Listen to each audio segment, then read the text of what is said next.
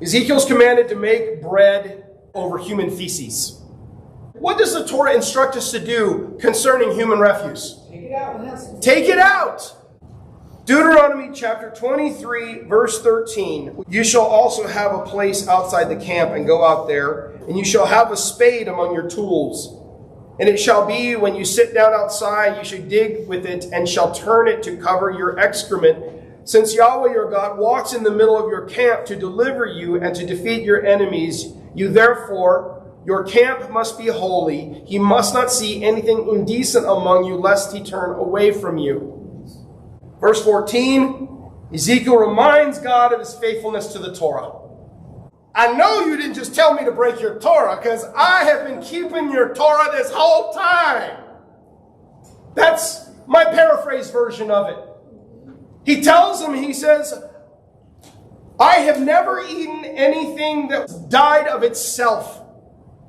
I have never eaten what is torn by beasts, nor has any unclean meat ever entered my mouth. You see, Ezekiel knew the Torah of God and knew that when God told him to eat something that had been made from human refuse, you putting this together?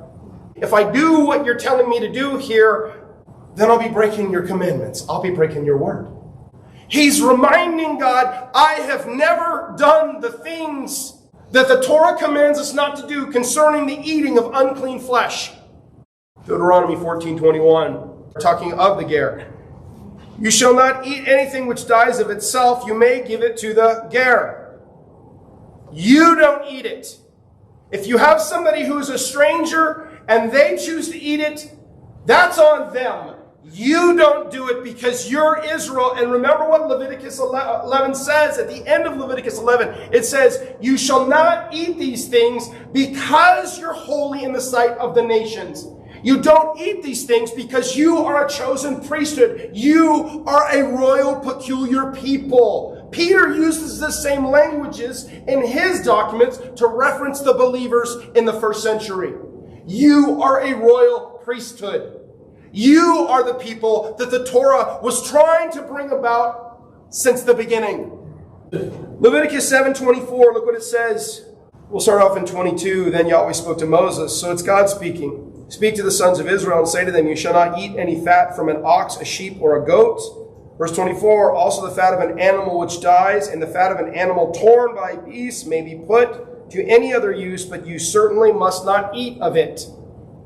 This is what Ezekiel is reminding God. I've never eaten anything that was torn by wild beasts. Leviticus chapter 11, we know this one, nor has any unclean meat ever entered my mouth. Let's go back to Ezekiel. There is something that is implied in the text here. And what's implied in the text is that Ezekiel is reminding God of his words. You said not to eat those things which defile. Will I not be defiling myself? And by default, my role as a prophet if I'm eating food that is cooked with human feces?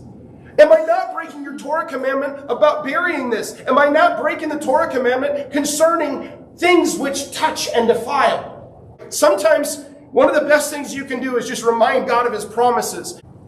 God answers him because he reminds him, I am walking out your Torah as you directed. I'll nullify what you have told me to do if I eat this bread as you have laid it out to me.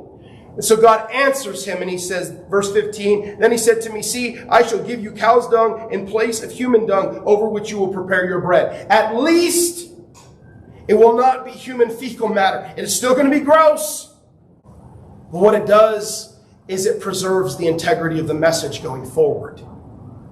God's instruction to Ezekiel is not about setting a new standard of what is acceptable to eat. God's not telling him it's now okay to cook your food with human refuse. It was a prophetic expression designed to tell Israel what was going to happen. In the same manner, Peter is given a prophetic revelation, and that is more than surface deep. It's not about eating unclean creatures as much as it's about something deeper in Peter's vision.